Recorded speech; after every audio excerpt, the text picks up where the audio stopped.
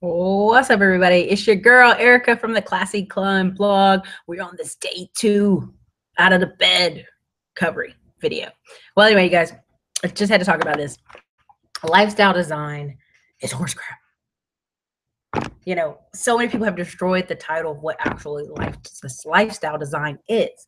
Life design is taking action, is being proactive, is designing your life.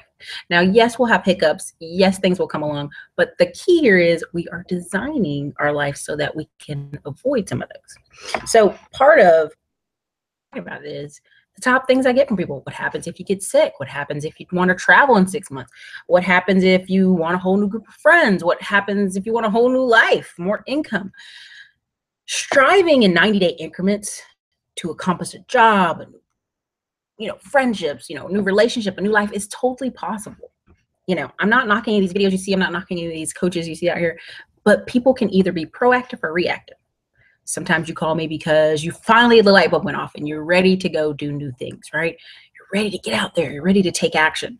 But sometimes you call me because you lost your job and you're trying to figure out what to do in a reactive situation. The key here is I want you guys to be proactive, right? You're ready to get out.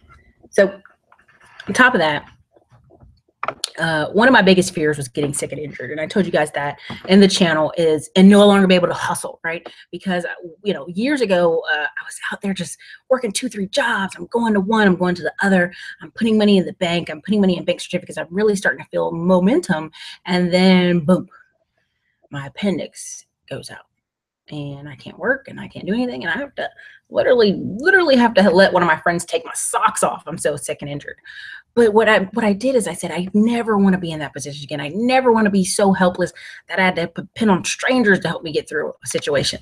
So I spent the last 8 months, but mostly the past 3 years, kind of building a business and a system of credit repair, helping people, learn about real estate, because I was in the real estate industry, so they could buy a home or they could buy a rental because it wasn't so challenging. I've met people who, I'm not saying they were dumb, but I've met people who I thought, man, this guy's like a box of bricks, but he owns 20 rental properties. What did he do? He just did simple steps and repeated them. Simple steps over and over, repeated them. And so, between the books and the courses and mostly just servicing people, giving people great service, I was able to create an income. And even as I've been recovering from my surgery, I'm still getting paid from that income. And that's so important in those critical moments. Unlike my appendix, I'm going to be able to recover here with less financial worry. And actually my mom in town, someone who care and take care of me. And so I was able to kind of avoid that, right? So that was my biggest fear. I'm going to be laid out. No one's going to help me. I'm going to be out of here, right? And so we've been able to kind of avoid that by being proactive this time around. And here's a reactive situation, gentrification. Every time I hear someone talk about gentrification, I kind of go, you should already own property in that neighborhood. If houses were going for $30,000, that's what you could afford because that's where you lived. Now these homes are starting to be $100,000, $400,000, $500,000. You can't afford to live there anymore. So now your reaction is, I have to move. That totally sucks because you were on the front line of opportunity, correct? Hindsight 2020, of course, but when you can afford to buy and where you can afford to buy is when you buy. Many people watch HGTV over the weekend and they think that first home must be my forever home or $400,000 home or $1 million home, forgetting that many times our parents and our grandparents had starter homes. There's a reason there's a word for starter home. It's where you start. It's where you build a little bit, maybe had a few kids, and then you move. People have kind of wanted to skip that, and that's a part of the process. That's a part of the journey. You don't just, I'm in my apartment, and then all of a sudden I got a Mercedes-Benz and a $1 million house. Like, that's never been part of the process. That's microwave thinking, and unfortunately, a lot of people are microwave thinking. So another thing I want to address is getting laid off sucks. But you should have a network of people you reach out to. Even now on LinkedIn, I'm getting people recommendations and referrals and people asking me would I be considering working certain jobs. I'm not even looking for a job. And they're still sending invitations and referrals. And so it's important for you to have your LinkedIn profile be updated, have a way for people to contact you, let people know, hey, I'm in this industry, but I'm always looking for more or better. Because yeah, these jobs ain't loyal, right? And many people are sitting here, burning the midnight oil at a job that will let you go tomorrow, but does demand you give them 2 weeks notice. That's just craziness. So look, you should always be kind of quarterly looking for higher paying jobs, or even talk to a recruiter, because many people, what they realize is if they ask for a raise, they may get $1,000 or $3,000 added to their end of the year line budget.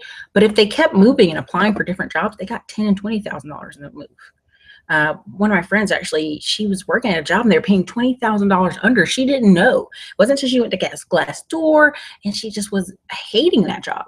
There's no way for you to enjoy a job where you feel like, I got Jeff for 20 grand. So eventually what she had to do, she had to apply for a different job and move so she could get the money, right? $20,000 is a big difference in your year, whether you're working part-time or full-time. It's a big difference. So another one is jump on network sites, jump in professional networking. I mean, one time me and my friend Andrew went to a networking group for accountants. We're not accountants. We just want to be in the know. We want to hang out and see what's going on with people. But a lot of times we get in comfortable slumps, right? Where we're coming home, we got enough income, we got food in the refrigerator, and we feel good. And that's kind of where, no one has to tell you, but you should be investing, traveling, maybe dating more, maybe working out, or doing more. There's a feeling there of doing more. And don't get me wrong, I'm a big believer in the book called Rest. That book is very important to me. I think it's one of the best things I've read. But rest comes after you've put the work in. A lot of these people, I think, are ready to get off Instagram and go live. And I just want to do this one really quickly. But the key here is lifestyle design is what you make it. It's completely what you make it. And a lot of people are not making it, right? They're not deciding that it takes time to plan. And I get it. You come home, you're tired, you want to watch TV, you want to veg out. But at the end of the day, 30 to 60 days later, if some of you have really great credit, if you have really great savings accounts, you can have those rentals. You could have that travel you see.